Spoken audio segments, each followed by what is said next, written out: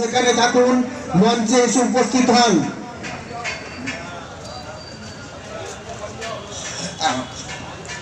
এই মুহূর্তে যে সকল রক্তদাতা এখনো উপস্থিত হননি তাদেরকে এখানে উপস্থিত হওয়ার জন্য অনুরোধ করছি।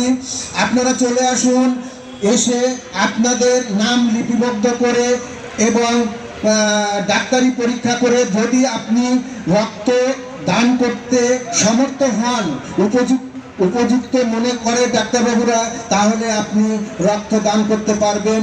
সেই প্রক্রিয়া চলছে। আমি দূর থেকে দেখতে পাচ্ছি প্রচণ্ড লাইন। তারা অনেক রক্তদাতা এখানে জমা হয়েছেন।